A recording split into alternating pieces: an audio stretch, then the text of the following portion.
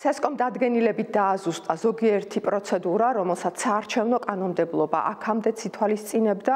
დადგენილების კრიტიკოსები ან კარგად არ იცნობენ, ან საერთოდ არ იცნობენ მოქმედ საკანონმდებლო რეგულაციებს, შესაძლოა რომ მიზანმიმართულადაც ცდილობენ დამახინჯებული ინფორმაციის გავრცელებას. სხვაგვარად რთული აიხსნას, რატომ მანიპულირებენ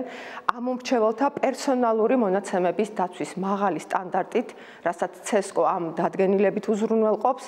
ისინი კი აღნიშნულ პროცესს დაკვირვების შეზღუდვად მოიაზრებენ. სამწუხაროა, რომ ზოგიერთი პოლიტიკურად ანგაჟირებული პირები ავრცელებენ დეზინფორმაციას და კანონსაწინააღმდეგოს უწოდებენ საარჩევნო ადმინისტრაციის ქმედებას, რითაც საზოგადოება კიდევ ერთხელ შეჰყავთ შეცდომაში. ამ ჩანაწერით შესაძლოა CESCO ცდილობდეს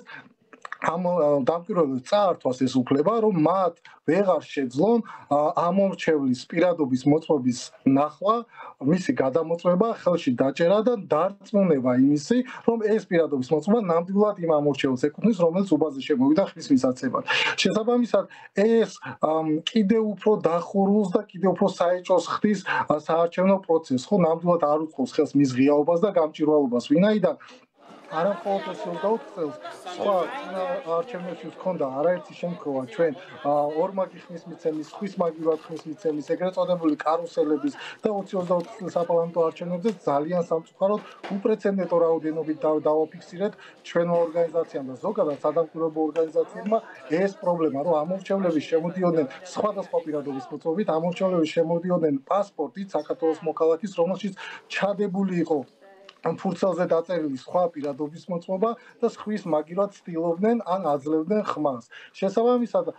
როდესაც ჩვენ ეს გავახმოვანეთ და ჩვენს შეფასებებში აღვნიშნეთ ესეთი ფაქტები, თქვენ გემახსოვრებათ, რომ ერთადერთი, რასაც სადამკვირვებლო ორგანიზაციებს თხოვდნენ, პასუხი იყო ხელისუფლების ის, რომ წარმოგვიდგინეთ შესაბამისი მტკიცებულებები. თუ დამკვირვებლებს ამ წესით აუგზავნოთ, რომ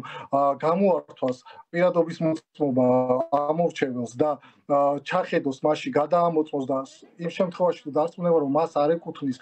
ფოტო-ვიდეო გადაღება აწარმოოს იმისათვის რომ მტკიცებულებები მოიძიოს და შემდეგ წარუდგინოს უკვე შესაბამის სამართალდამცავ ორგანოებს იმისათვის რომ ამას მოყვეს შესაბამისი სამართლებრივი რეაგირება ამ შემთხვევაში ერთი ვდგებით იმ ფაქტის წინაშე რომ ერთი დამკვირვებლები ფაქტიურად ვეღარ გამოავლენენ და მათ ფაქტობრივად ეზღუდებათ უფლება დაკვირვების ვეღარ გამოავლენენ ესეთ ფაქტებს, როდესაც ხმის მაგივრად სხვა აძლევს ხმას ან რამოდენიმეჯერ აძლევენ ხმას და მეორე თუ რაღაც სასწაული გამოავლინა, ესეთი შემთხვევა ის მოკლებული იქნება შესაძლებლობას, რომ შესაბამისი მტკიცებულებები მოიპოვოს და დაუართოს საჩივარს და დაუართოს განცხადებას, რომელიც შესაბამის სამართალდამცავ ორგანოებში შედის, ხო? ასე რომ ეს არის ძალიან ხიფათის შემცველი თვითონ პროცესისთვის და ნამდვილად არ უწყობს ხელს ღიაობას და გამჭვირვალობას.